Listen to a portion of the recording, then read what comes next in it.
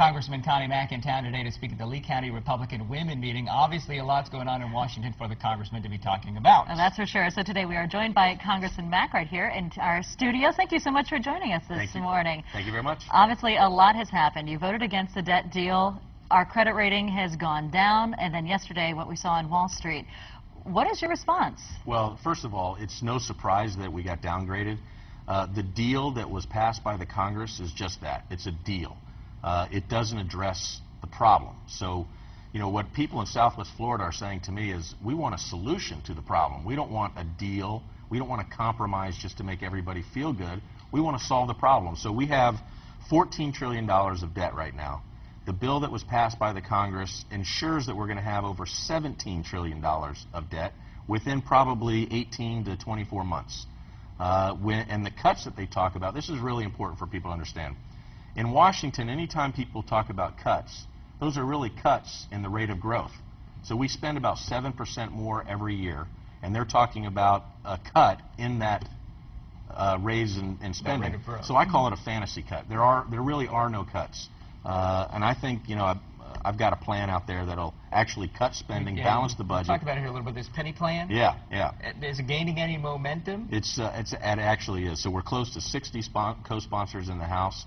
There's 8 co-sponsors in the Senate. Senator Enzi introduced the companion bill in the Senate. We've got Marco Rubio and Rand Paul are on in the Senate, and in the House, it's picking up steam. This isn't just the Republicans that are liking this idea. So Lanny Davis, who's a big Democrat, someone who people remember from the Clinton days, he wrote an op-ed in support of the bill. So it's picking up steam, it's picking up speed, and we're going to continue to push it because it's the only plan that'll balance the budget within a 10-year window. And we're talking about 1 penny out of every federal dollar. You've had to take more than 1 penny out of your home budget, right? Everybody watching has had to do more than 1 penny. And this was a grassroots effort, its origins at least. Can you explain for some of our viewers who might not be as familiar with it how exactly this would work? Well, okay, so what the plan does is, first of all, I talked about the baseline. And in Washington, the baseline of spending goes this way. So it's not flat like everybody thinks. So what we say is take out all that increased spending. We're going to freeze the baseline. Then we're going to take 1% a year for 6 years. So that's 1 penny out of every federal dollar for 6 years. In the 7th year, we cap spending at 18% of GDP. And I know these are numbers, and this is when people's eyes start rolling in their head.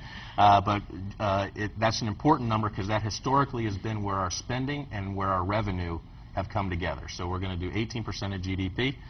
In the 8th year, we balance the budget, and after 10 years, we cut $7.5 trillion. And there's 2 ways that the cuts happen. Either the Congress and the President work together to make the requisite cuts. If the President and the Congress fail to act, which we've seen a lot of lately, then there'll be an across-the-board cut. And nobody wants to see it done in just an across-the-board. I shouldn't say any. Some people think that's the fairest way to do it. But this way we can say, look, there are some programs that we need to preserve, so we're not going to have cuts in those programs. But there's others where we do need to make cuts, and we can make more than 1%. We can do 10%. You mentioned Washington working together. We have not seen that. It seems as divided as ever. Is this a good thing or a bad thing? Is this sort of a fight for the soul of the country or something else? Well, I'll say this.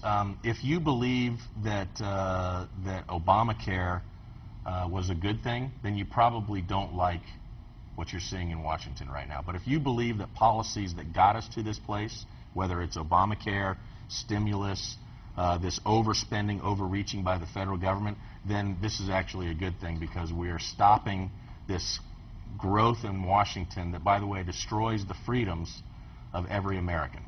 So I think, you know, I wish we could get to the point where either my plan or we come to a way to balance the budget.